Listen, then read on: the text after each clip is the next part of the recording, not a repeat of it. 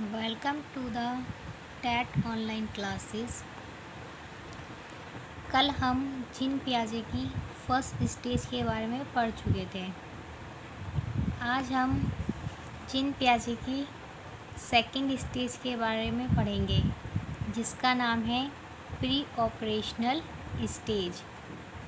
इस स्टेज में 2 से 7 तक के एज के बच्चे आते हैं। इस स्टेज में क्या होता है?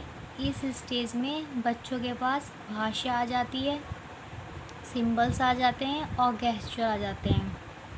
मतलब बच्चा बोलकर अपनी बात को कह सकता है और सिंबल से भी प्रेजेंट कर सकता है, जैसे कि प्लस माइनस क्या होते हैं, ये इजीली बच्चा बता सकता है। दूसरा पॉइंट है इसमें ईगोसेंट्रिज्म। ईगोसेंट्रिज्म का मतलब होता है कि बच्चा अपनी तरफ केंद्रित रहता है, मतलब दूसरों का पॉइंट ऑफ व्यू नहीं समझ सकता, वो सिर्फ और सिर्फ अपने पॉइंट ऑफ व्यू से समझता है।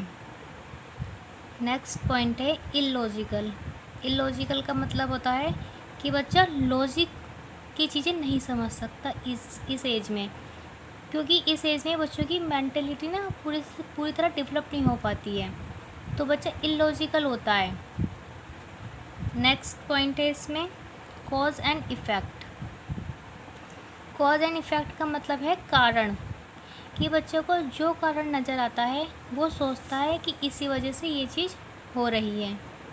जैसे कि बच्चा सोचता है कि ये जो कपड़े सूख रहे हैं सिर्फ और सिर्फ धूप की वजह से सूख रहे हैं, लेकिन कपड़े तो हवा में भी सूख जाते हैं, रात में भी सूख जाते हैं। तो इस चीज़ में क्या होता है, बच्चा सोचता है कि जो उसे चीज़ नज़र आती है ना, कारण नज़र आता है, वो समझता है कि उसी वजह से ये चीज़ हो रही है। नेक्स्ट हमारा होता है सेंट्रेशन। सेंट्रेशन का मतलब क्या होता है? सेंट्रेशन का मतलब होता है कि वन वे थिंकिंग, कि बच्चा सिर्फ और सिर्फ एक ही तरफ सोच सकता है। जैसे कि हम बच्चों को ब्लॉक्स दे दें, कलर्स के अकॉर्डिंग भी, हाइट के अकॉर्डिंग भी और वेट के अकॉर्डिंग भी, तो बच्चों का सबसे पहला अट्रैक्शन किस पे जाएगा? कलर पे। कलर के अकॉर्डिंग ही वो बच्चा उन बॉक्स को लगा सकता है। ये होता है सेंट्रेशन। सेंट्रेशन के बाद आता है हमारा इरिवर्सेबल। इरिवर्सेबल का मतलब होता है कि बच्चा चीज़ों को रिवर्स नहीं कर सकता।